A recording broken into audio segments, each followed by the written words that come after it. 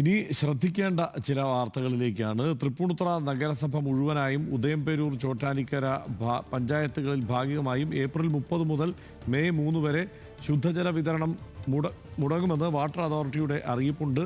ഈ പ്രദേശങ്ങളിൽ മുൻകരുതൽ സ്വീകരിക്കേണ്ടതാണ്. വിവിധ ജില്ലകളിലെ അൾട്രാ വയലറ്റ് വികിരണത്തിൻ്റെ അളവ് ആശങ്കാജനകമായി വർദ്ധിക്കുന്നതിനാൽ അതീവ ജാഗ്രത പുലർത്തണമെന്നും രാവിലെ 11 മുതൽ വൈകിട്ട് 3 വരെ അനാവശ്യമായി പുറത്തിറങ്ങരുതെന്നും കേന്ദ്ര കാലാവസ്ഥാ വകുപ്പിൻ്റെ നിർദ്ദേശമുണ്ട്.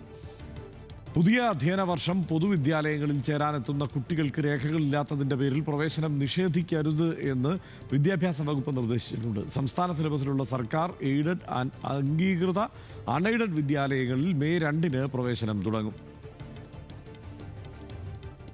കൊച്ചി സെന്റ് തെരേസാസ് കോളേജ് നടത്തുന്ന international dual degree masters programme in journalism and mass communication പ്രോഗ്രാമിലേക്ക് അപേക്ഷ ക്ഷണിച്ചു. മഹാത്മാഗാന്ധി സർവകലാശാലയും UK-യിലെ ലീഡ്സ് ബക്കറ്റ് യൂണിവേഴ്സിറ്റിയും ചേർന്നൊരുക്കുന്ന തൊഴിലധിഷ്ഠിത പ്രോഗ്രാമിലൂടെ വിദ്യാർത്ഥികൾക്ക് 2 മാസ്റ്റർ ഡിഗ്രി ലഭിക്കും. കൂടുതൽ വിവരങ്ങൾക്ക് വെബ്സൈറ്റ് സന്ദർശിക്കാം.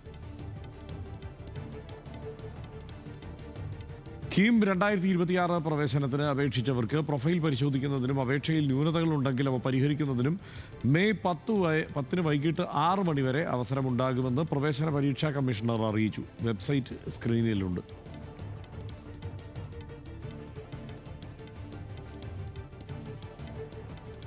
തുറന്ന സ്ഥലങ്ങളിൽ പാർക്ക് ചെയ്തിരിക്കുന്ന വാഹനങ്ങളിൽ തീപിടിക്കാനുള്ള സാധ്യത മുൻനിർത്തി ജാഗ്രത പാലിക്കണമെന്ന് RTO എൻഫോഴ്സ്മെന്റ് വിഭാഗം. പഴക്കമേറിയ വാഹനങ്ങൾ ഉപയോഗിക്കുന്നവർ സർവീസ് സെന്ററുകളുടെ സഹായത്തോടെ ഇലക്ട്രിക് സിസ്റ്റം, ഫ്യൂവൽ ലൈനുകൾ എന്നിവ പരിശോധിക്കണമെന്നും ഇന്ധന ചോർച്ചയില്ലെന്ന് ഉറപ്പുവരുത്തണമെന്നും നിർദ്ദേശമുണ്ട്.